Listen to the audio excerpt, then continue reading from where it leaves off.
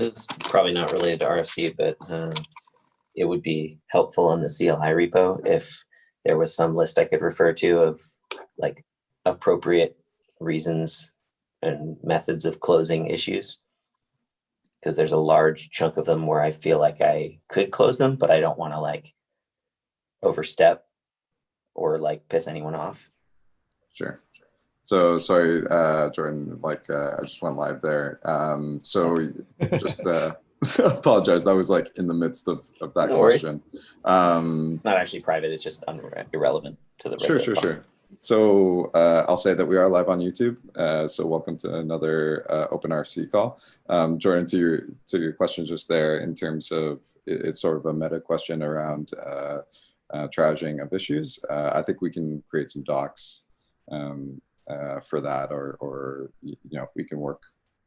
We can take that discussion offline in one of the Slack channels to talk about how to do that. Appreciate and acknowledge that you've been helping out with us on that, and have been for a long time, helping to you know, address feedback from the community. It's been a big help. So I want to actually give a shout out to you for doing that with us. I think it's actually it might be actually less off topic than you think.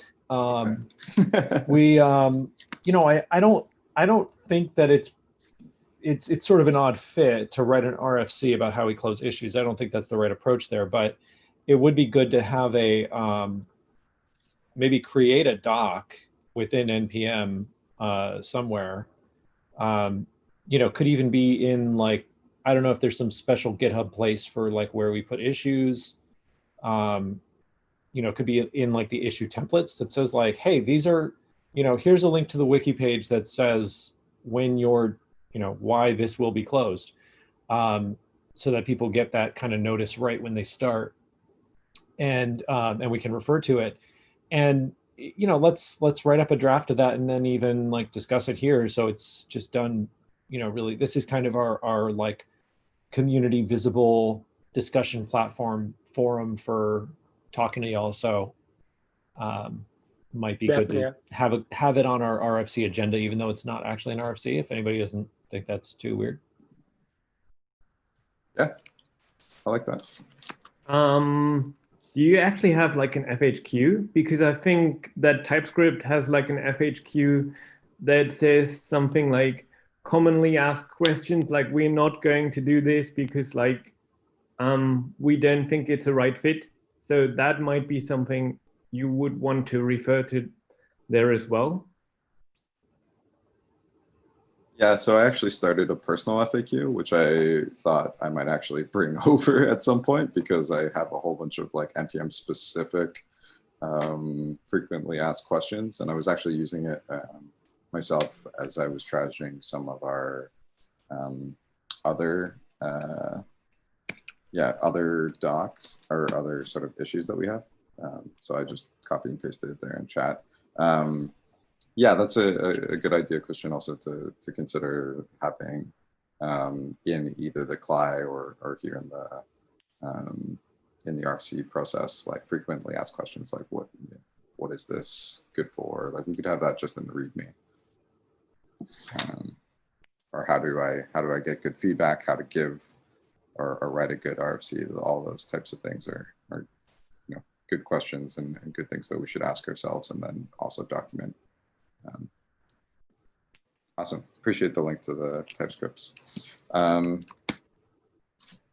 Great.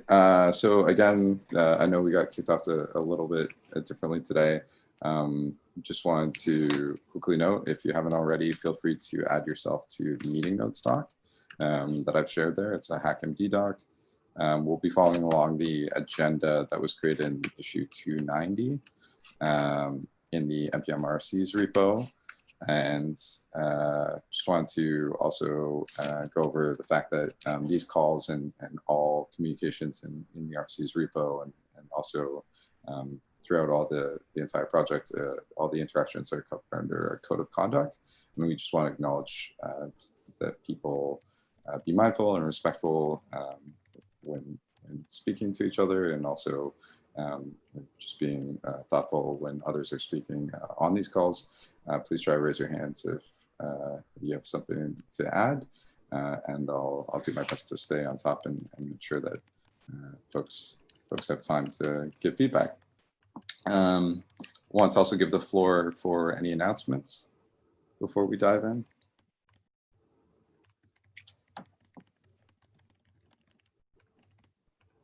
If there's nothing, I know that Roy has been doing a couple of interviews. Potentially he'll have more info on where those are going to live. I think speaking about the work we've been doing in the CLI and talking about NPM 7. If you haven't seen, we've released another version as of yesterday. So the NPM 012 should be out in the wild. So a new release has appeared, and feel free to go grab it in the usual ways. And I guess also just to note and let folks know that we are shipping 1 to 2 releases on average a week. So Tuesdays and Fridays seem to be the cadence at this point, and hopefully you're staying up to date with us and appreciate the feedback we've been getting. So if there's nothing else for folks, I'd like to dive into the agenda, and the first issue being issue 287, which is an RRFC for adding no hoist, or the no hoist config, which is a feature that Yarn v1 has supported, and it's specifically around workspaces. I'm not sure, Roy or Jordan, did you want to maybe also flesh out the details of this a bit?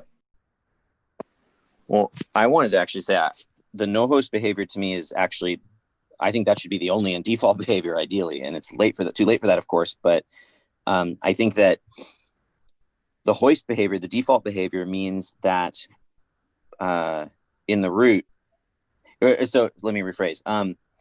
The way that sort of the model PNP is chosen is that nothing is requirable unless that project's package JSON mentions it. There's a lot of reasons why that breaks things in the ecosystem, but conceptually, that is the right model. In other words, I shouldn't really be able to require something that my own package JSON doesn't contain in an ideal world.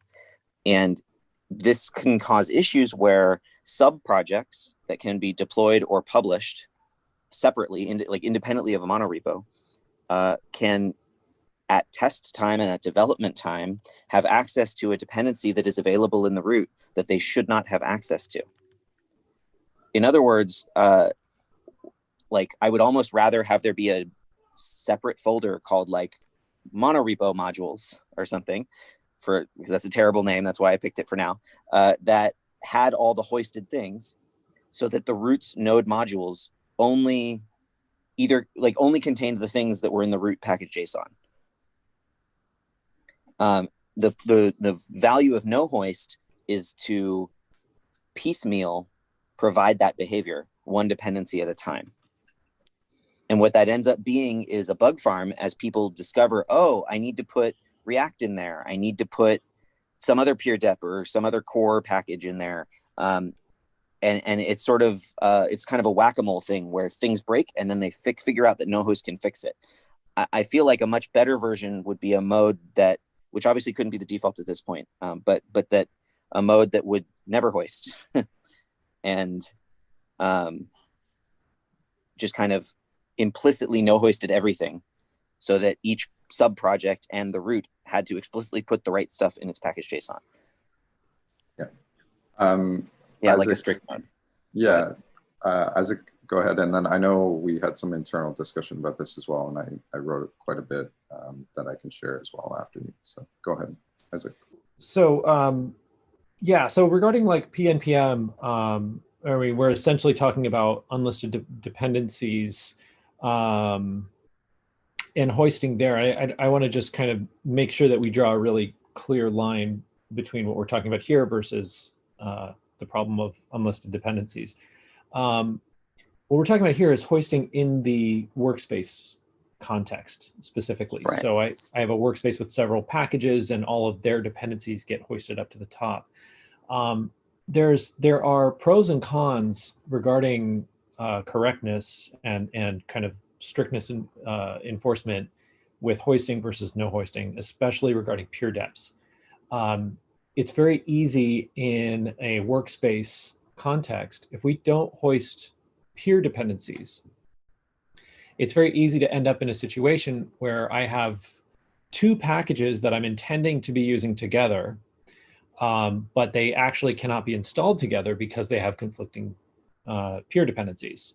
And so, you can see this happen if you have, like I have packages X and Y, and X depends on some React goober that peer depends on React 16.8, and I have something else in Y that depends on a different React goober that peer depends on React 6, greater than 16.11.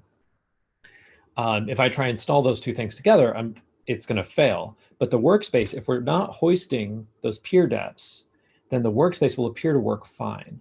And you'll just have two copies of React because it'll be installed as if it was a regular dep, since we're not hoisting things out of those workspaces. If we do hoist things by default, then what that means, at least the current default behavior, is that any module that has a file system parent within the project will get its peer dependencies loaded at that level instead of as a child folder. And so as a result, if you have conflicting peer deps within your workspace projects, they're going to actually conflict and surface that to you right away, which is, again, like, not every workspace is this way. You can imagine a workspace that has multiple different applications. Like I have a web application and a CLI application. It's fine if those two have conflicting peer dependencies because they're completely separate products. And they are effectively separate projects. They're not modules intended to be used together. So it gets kind of interesting. I think we're going to have some kind of config here to tell it what to do. In terms of, and I'd be fine having a true and false as options for your. Okay, so first of all, it should not be no, like, I have severe like aesthetic reactions to having a flag which is no anything. Like, it should be hoist, and then that should be maybe default to true, and you can set it to false, or you can set it to an explicit list or something. But no hoist false is like, don't not hoist my things, and it just drives me crazy. So can I reply to that? Yeah, one sec. Let me interject as well, Jordan, before you go. So we had this discussion a bit, and I had given some feedback internally about this specifically.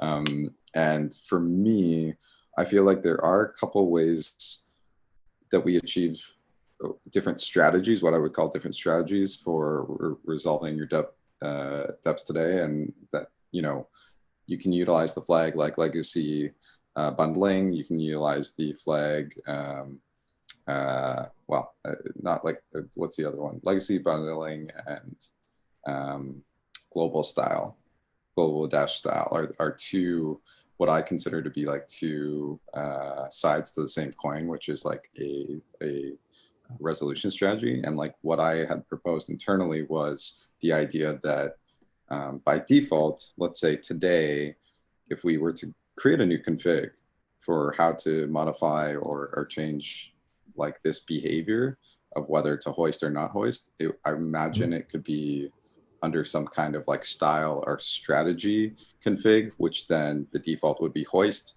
There would be an option for no hoist, and there could be an option for global. And then there could potentially be future styles added to that.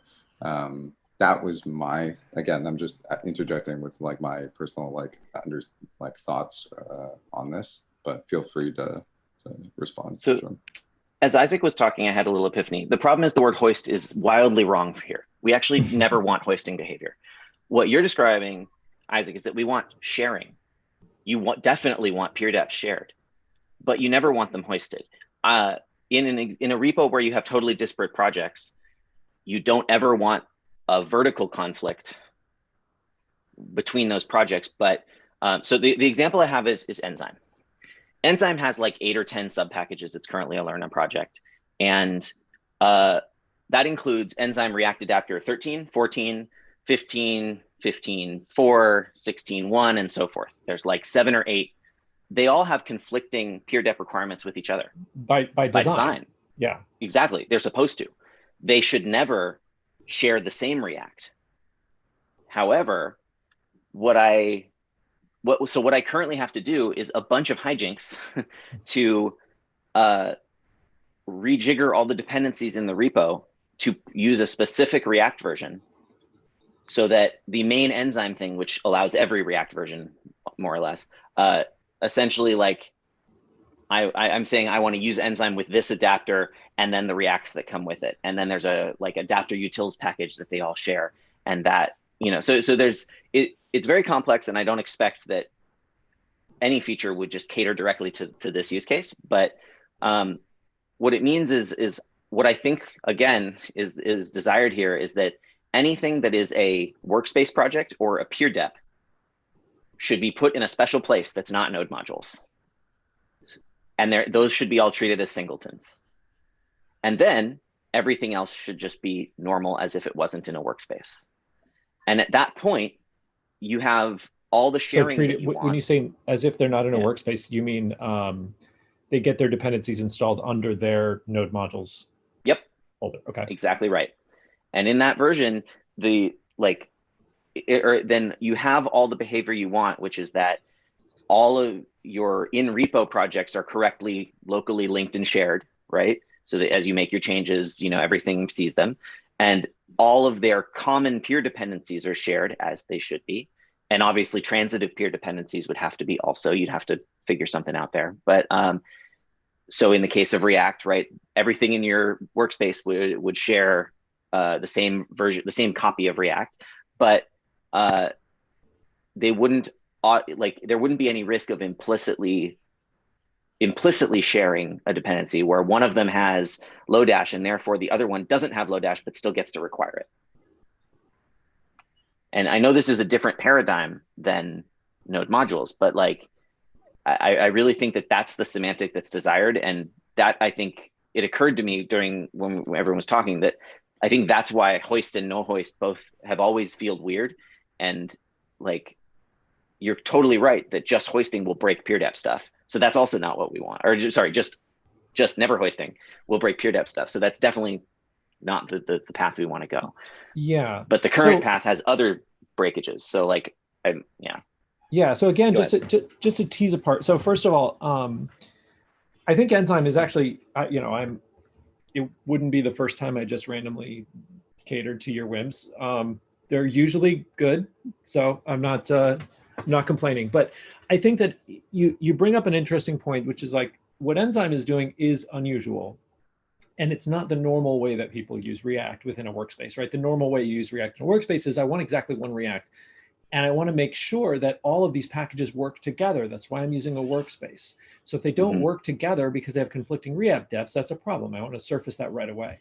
Now, then you have something like Enzyme, or just a case where I want instead I want to have one repo, which is everything my company does. And those are 5 different websites. And, 2 of them are on an outdated version of React, and that should be fine. Like, one is React Web and the other is React Native. And those don't have to be on the same version of React and don't need to share a copy, for example. For example, sure. So in that case, and in that case, it kind of is the extreme example of that is something like Enzyme, where you have a bunch of adapters that are conflicting by design. So if we make it work for Enzyme, I think we make it work for the somewhat more tame, like React Web versus React Native type of case. And then the task is like, how do we design a config so that the complicated thing is possible, and set the defaults so that the common case is easy, is like the normal thing that happens. So that's like the first point. The second point, and this should really be its own discussion is just like what to do about unlisted deps. So workspaces certainly make unlisted deps, or they appear to make unlisted deps a bigger problem, but I don't think they actually do, because if you're using all of those packages together, like I'm installing, 5 different Lodash things that are all kind of being developed within a workspace, and so to ensure that they don't like break each other's tests or whatever. Well, if one of those things is using an unlisted dep, if it works in the workspace, it's going to work in my project as well for the same reason. So I think the unlisted deps issue it should really be its own thing. And my preference would be that if it works in a normal npm install, it should probably work in a workspace as well. Yeah, and I'm not trying to suggest that it would be appropriate or correct or good in any way to go to that strict level that PNP has done. I think that I do differentiate between hoisted transitive dependencies of the current graph and things hoisted across workspace boundaries. And the latter is the one I'm concerned about here. Yeah, well, and it makes sense because you have projects within a workspace that should kind of effectively be in their own little island. And in those cases, I think it makes sense to just require that you say, hey, everything within the like adapters/star glob set of packages should not ever have their deps hoisted. And then then it will never be a problem, right? We'll just treat those as a top level install target and never go above it, kind of global style. And then it's kind of on you to make sure that like if there's peer deps, they don't conflict or anything like that, and have your own test for that. But they still have to be shared. So in that use case, how like even if I'm saying even if every sub package is correctly defined in terms of their manifest, right? They still need to share common peer deps even when I'm not hoisting them. Like so that there always will have to be a way to share those, and hoisting is the trivial way and the way that leverages how node modules already works. But the way that people with inordinate perseverance figure it out for npm linking use cases is by linking the peer deps through the global, and that's their sharing mechanism. And I don't think that workspaces should leverage that for its sharing mechanism, but I think it illustrates the need and use case of having a non-local sharing mechanism. So how would that even make sense though if you have a enzyme react adapter 15 and enzyme react adapter 16? One of them has a peer dep on React 16, one has a peer dep on React 15. Like they can't share it. They can't share the same wrap. But let's say we have 4 packages, 2 that peer dep on 16 and 2 that peer dep on 15. They should have 1 copy of 16 and 1 copy of 15. And that should be somewhat automatic. I shouldn't have to, as long as I've set up my peer deps correctly, I shouldn't have to do anything to make that happen. So just quickly, Christian, I know you've had your hand up for a while. Would you like to add?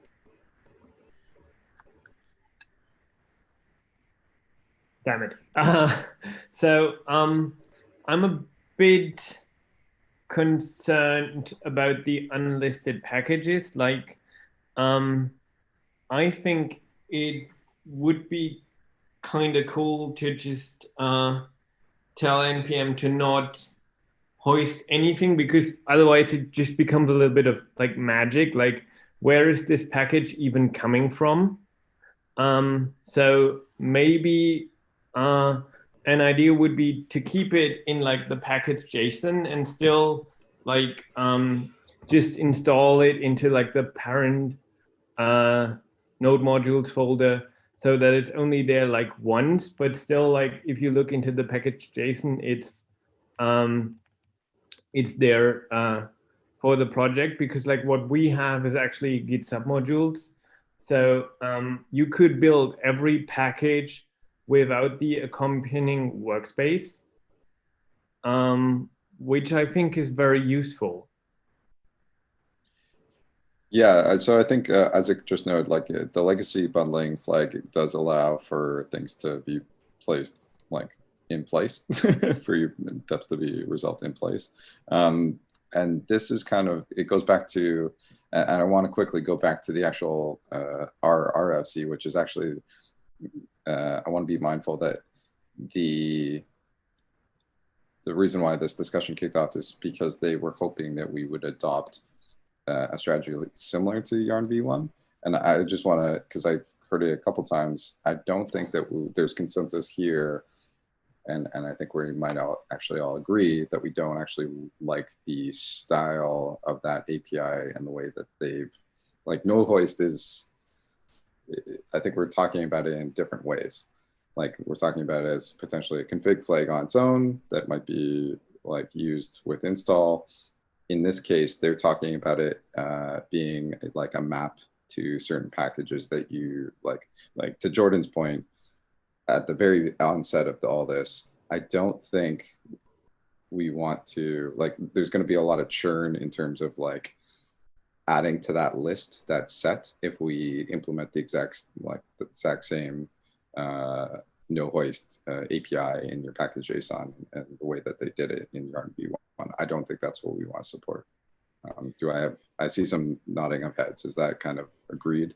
I think I agree to the config part of it, right? But I think we just like Jordan exemplified a problem, a very real problem that we need to solve, right? Other than, and the config, how it's going to be solved, I think we agree that we don't like the API that we have like the today globbing for no strategy. hoist. Yeah, like Yeah, that for that no globbing hoist, yeah. listing and globbing, but we're saying that there is a real problem that is to be Yeah. solved, and this idea, again, I go back to the idea of like strategy, or like Yeah. resolution strategy, almost like that's why I keep using that word. We can call it style, and indeed in historically in this project, we've implemented two flags that manipulate that, which is global style dash style is a config and legacy bundling is config. And I think that those both are underutilized today, potentially because of their names, because people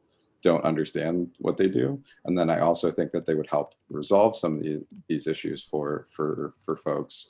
And we could point to them if we changed, we did this with omit. So in NPM 7, we basically introduced omit, which is what production and dev development actually map to, which is like omit.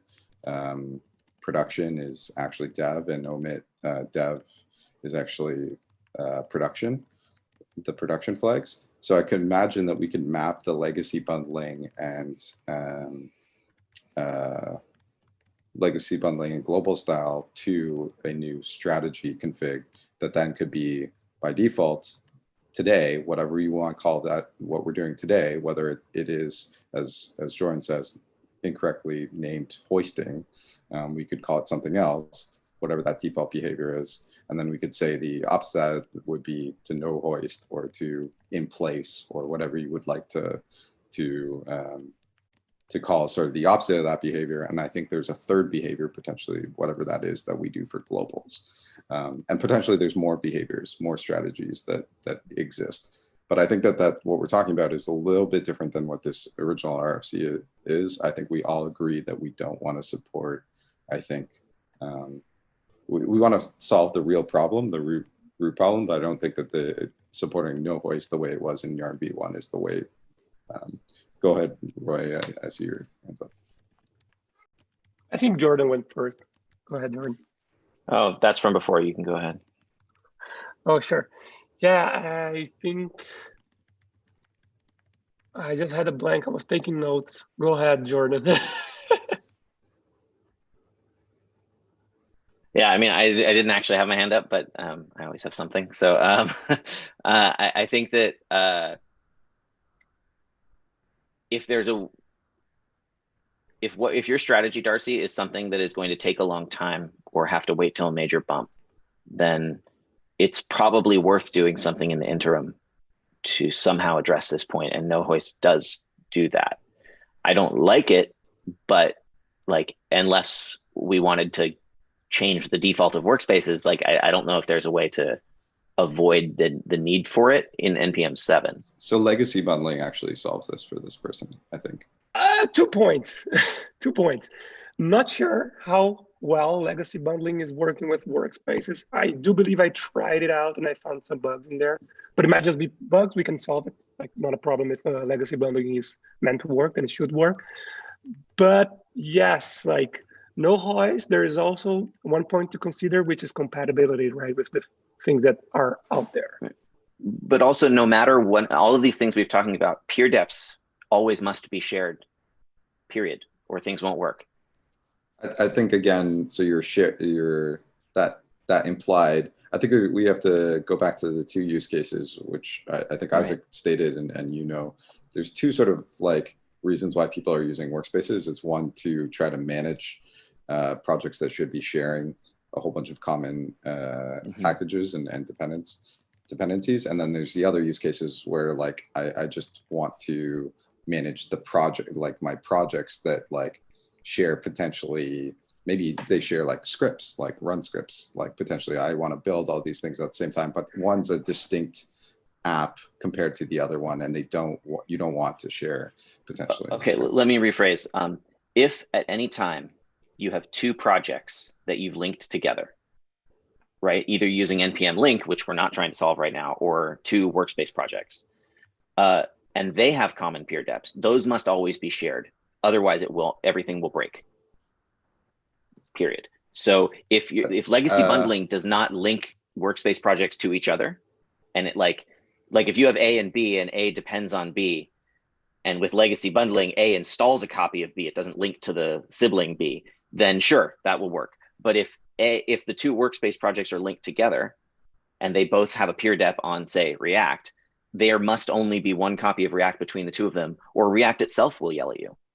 And that's only because React has done the extra work to tell people you're about to break in a hard to debug way.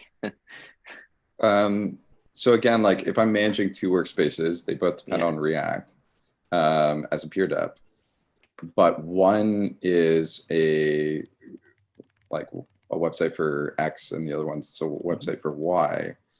Then they don't need to share them because they don't depend on each other, because they're 2 disparate dep graphs. But if their dep graphs overlap because one of them depends on each other, they must share the same peer deps. Sure. Even in a no hoisted or legacy bundling world. And I don't know if there's a solution for that right now. Right. I see what you're saying. Yeah, but we can talk more offline since this has been a long time. There is one thing I remember. I just remembered this thing I wanted to mention, because from when Jordan was saying it first time, it made me think of, because Jordan was saying, oh yeah, maybe peer deps and workspaces, like they can live in a different place, right? And that made me think of the virtual root of Arborist. And maybe these things can like be tied together and made it work some way. Like maybe it's a worth exploring avenue of thought there. Because I do know in Arborist, like we do have a virtual root, but which we only use for the purpose of resolving the dependency tree today. But maybe it can become a real place, not so virtual anymore. What do you think about it? Yeah, I mean, down that road leads PNPM, which is we don't have to mimic everything PNPM does, but there's it would be basically that shared location, right? We would just put it in node module/.npm, and there'd be a React /16/node module/React, and you would symlink it in, and we would just symlink in the same version to everything. When it could basically be a separate reifying strategy, so that if we, anytime there's something that resolves to this particular version, we create a symlink rather than unpacking it. Then the other tricky thing is like, doing our load actual where we, read it that way. Like if we're going to do that, going all the way is not much harder than doing something fancy and special just for workspaces.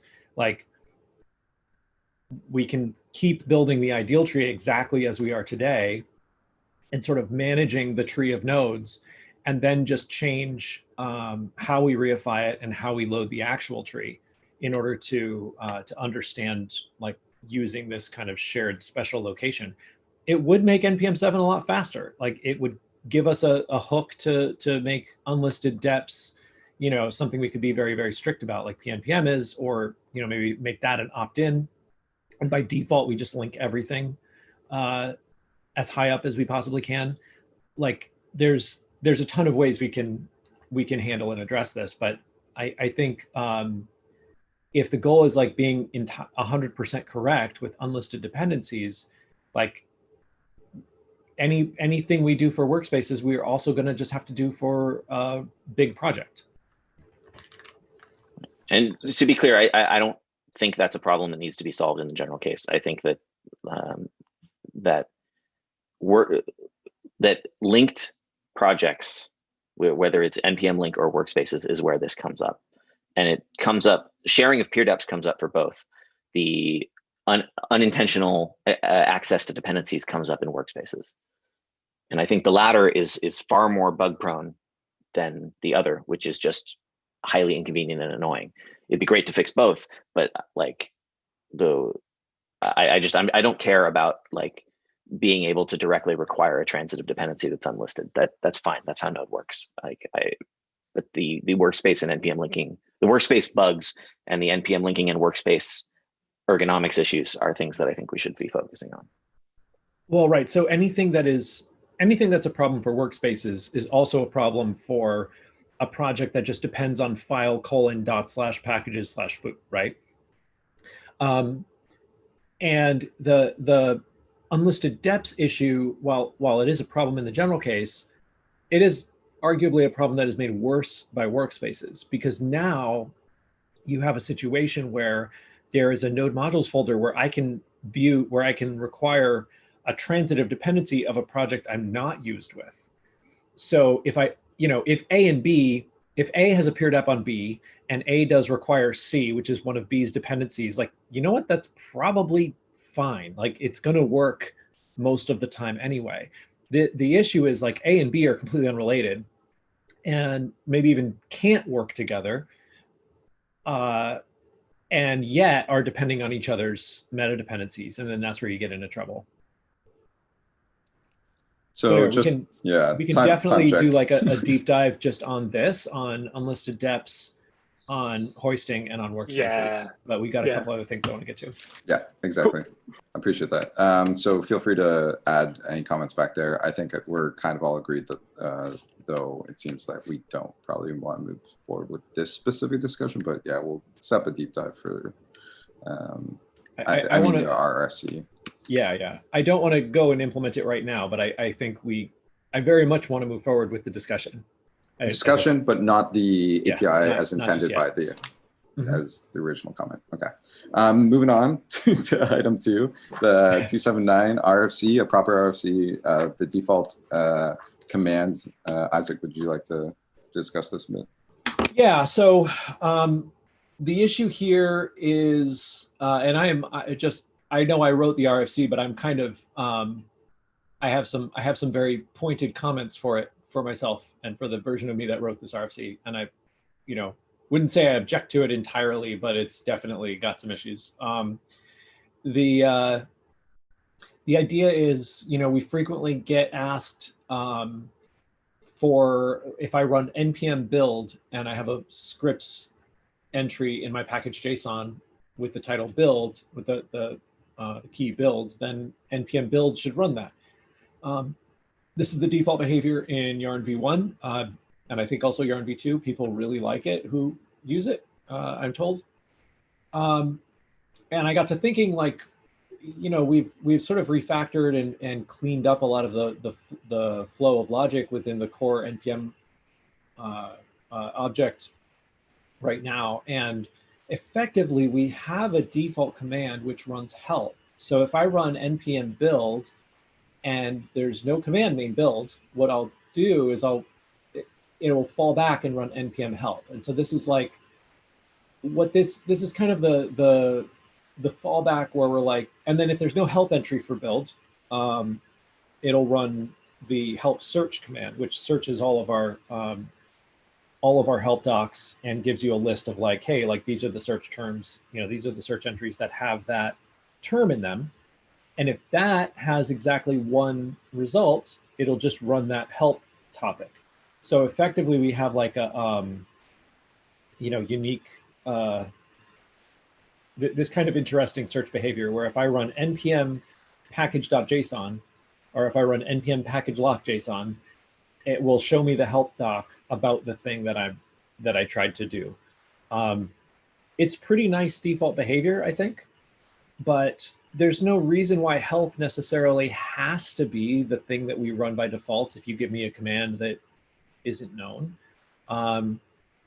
That could very easily be a config that you can set the default command, and then everybody who wants to run npm ESLint instead of npm run ESLint will have that, and it'll just work. So some alternatives brought up in the RFC. Well, if the only, so then also I was thinking, making exec the default behavior, now that npx is just a wrapper around running npm exec. If I make exec the default behavior, well, then I can run npm rimraf foobar, and I don't even have to use npx with its subtly different command parsing logic or whatever. So I kind of got to thinking, like, what if we did make this something that a user could configure? The one alternative is like, well, one objection is like 99% of the people who change this setting will be changing it to run script. So why don't we just make npm help build? If you have a script named build, it could just tell you, hey, you have to run npm run build if that's what you're trying to do. The other argument against it, which I think is a little bit, and like we should do that anyway, but the other argument against it, which I think is a little more compelling, is we're going to have some situation where somebody runs a thing and it doesn't work, and they're confused about why, because they set the default run script to, or the default command to run script, and then they copied and pasted a command for somebody else to run and it didn't work, or they put it in their CI and it didn't work, and now they're upset because it's running help instead of run script. So yeah, and we should probably also make run script, like if you run run script as the default command, it should fall back to help if there's no script by that name. There's a couple of things here for sure. Yeah, so like there's other ways that we could just make it nicer and not have a default command, but it wouldn't be hard to do, and I could certainly see some people benefiting from it. Sure. Christian, did you want to? So that's my spiel. Well, I'm kind of split about this. So what I usually do is like, I try to run a script and then it doesn't run the script because I forgot the run.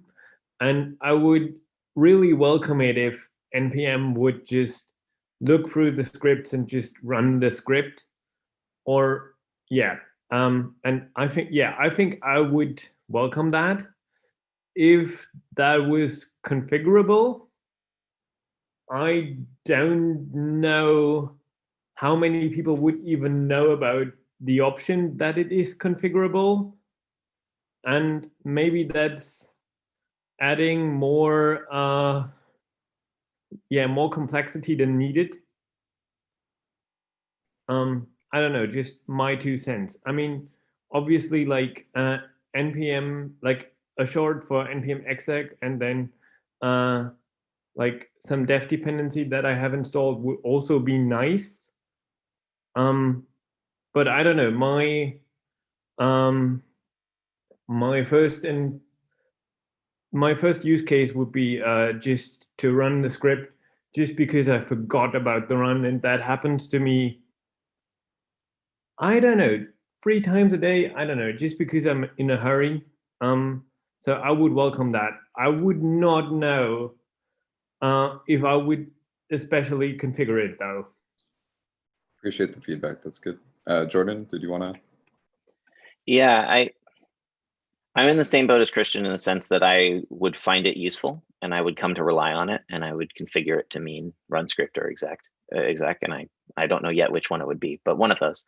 But that said, I feel like features like this are an attractive nuisance. They're things that everyone says that people tend to think they want because they're shiny and they're convenient. And like the analogy that it reminds me of is making usernames be top level URLs on your website, like Twitter or npmjs.com. And as soon as you do that, you've immediately screwed yourself for any future top level changes you want to do. You have to make, for Twitter, they had to make certain usernames. Yeah, but that redirects. So for Twitter, they had to make certain usernames illegal so that they could have a URL, right? They had to take the @I username from somebody so that they could put all their tweets under /I/stuff. Like, that's really disruptive. And that, I'm sure some user was not happy about that, but like, and I'm sure NPM had similar issues where npmjs.com/something is expected to be a package name, or maybe a username, or maybe a top level page. And like, these keep happening, and then people keep going for top level implicit stuff. And it just seems, this feels like that to me. Like, Yarn adding this feature to me has always been a mistake, I think, because it means, yeah, you screw up, you get to type a little less, and maybe it guesses right for you more often than you do. But I think that sometimes verbosity is okay. I think that sometimes running into friction, and especially when the error messages are helpful, and having it tell you like, hey, you like if I type git and some command and I misspell it, although there's a way you can enable automatic guessing, it tells you what it thinks you meant. And then from that, you sort of learn, you retrain yourself to do that. Like, the number of times I've misspelled master or something has decreased dramatically over the years. Like, I don't check out hamster anymore, right? But so I think that there is some value in having the friction and gently nudging people towards the muscle memory they need. Yeah, like, it's not like any of us have veto power necessarily, but so like, I wouldn't, even if I did, this isn't something I would veto. It's just, I feel like it's an attractive nuisance.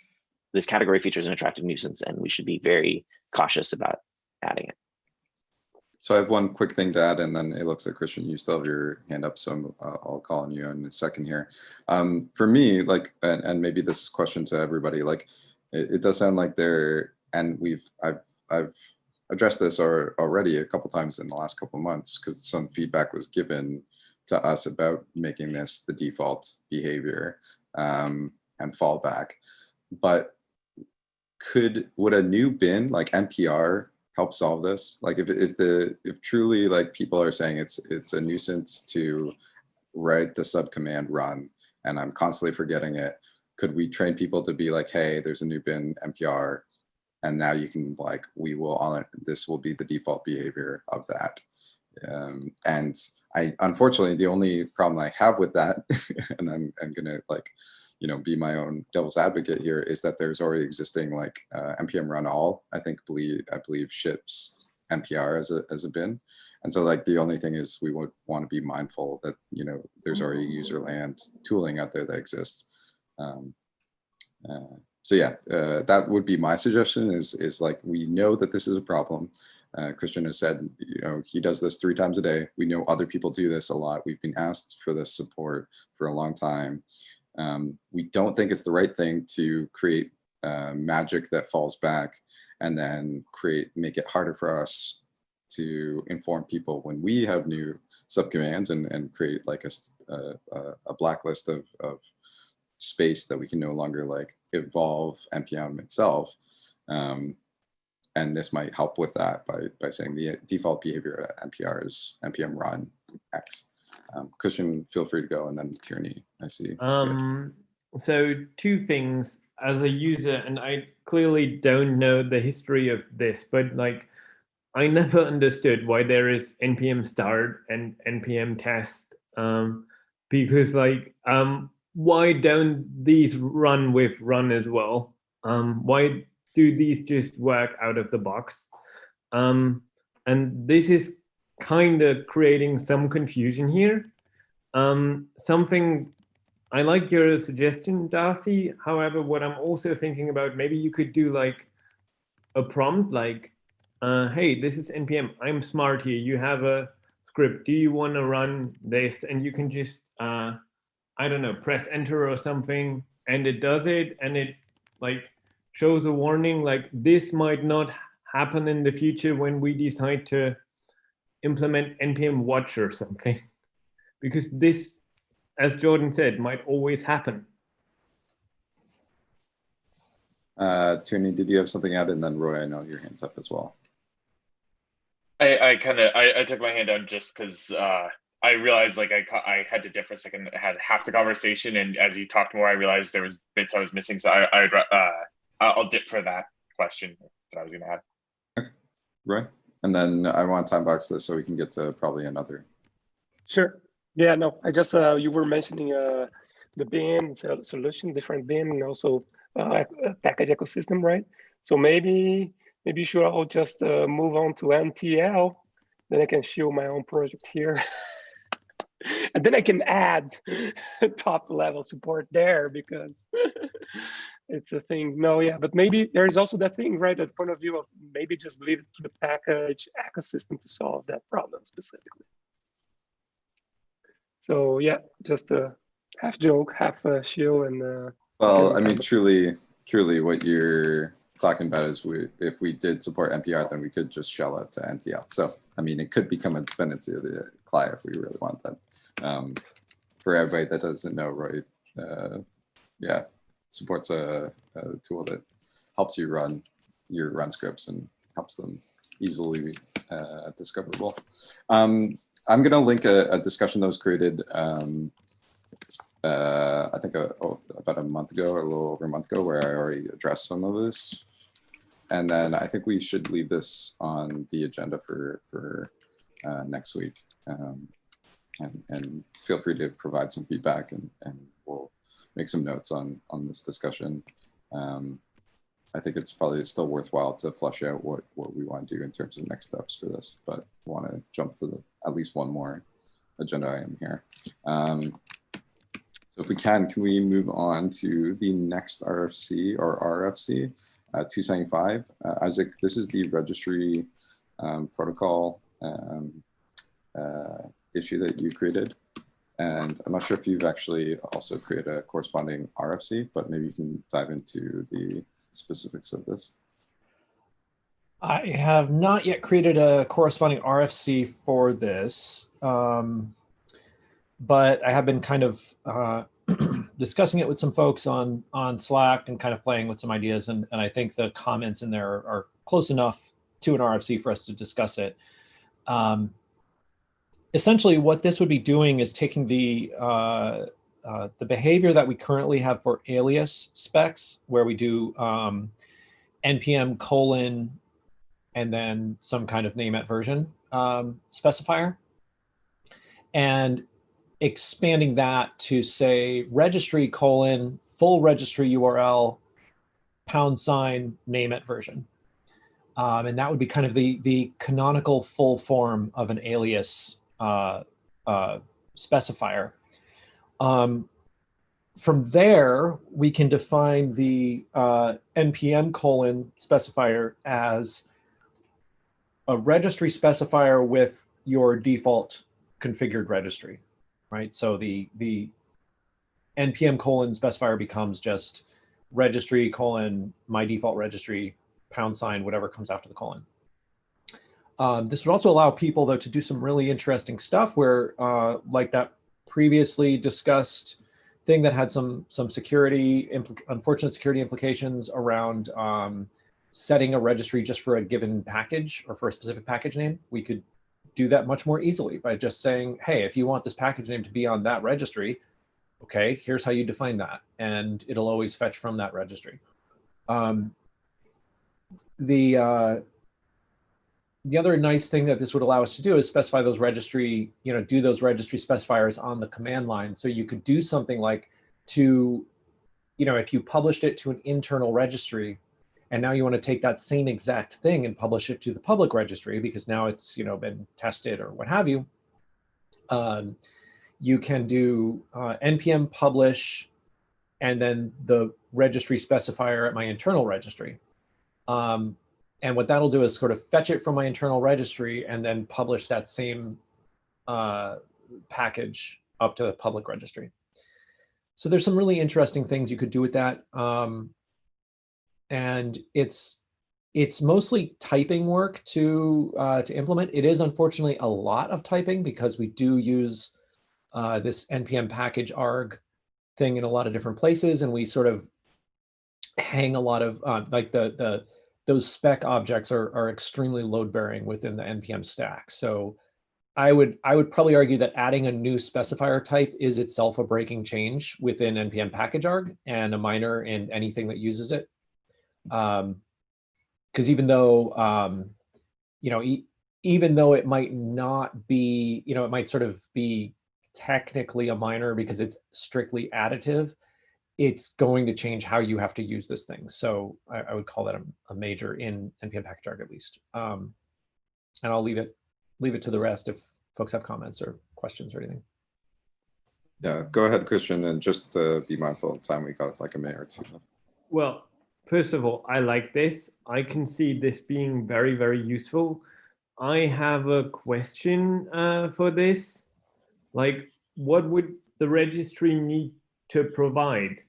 Or could I just like, basically give you like an FTP folder and just say like, well, that is where the package resides, and that's about it. Like, if you find a proper registry, use it. But if I only have like one internal package and I have like an FTP folder where I just want to put it quickly, could I do that with that? No, but you could also provide, you can already provide a URL to a tarball or a file path to a tarball if you want to publish something. So what in order to be a valid kind of thing for the registry specifier, the URL has to be something that the top level request for a package name gives me a pacument, the full package metadata document with all the versions, and those contain dist objects which have the tarball URL.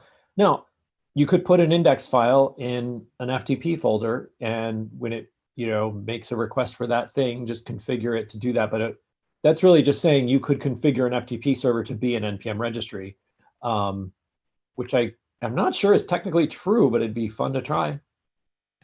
Yeah, I don't know. I wouldn't advise doing that. I was just wondering. Yeah.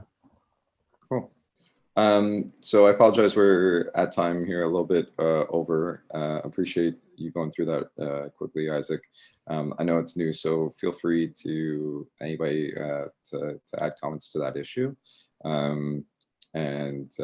Yeah, we're I think at time. I know there was a couple other RFCs we didn't get to. Specifically, the 1.2.17 is the initial RFC that sort of spawned this. So that's the add registry per package per organization RFC. So we may want to either close that or somehow merge or essentially close that with this being sort of the thing that supersedes it.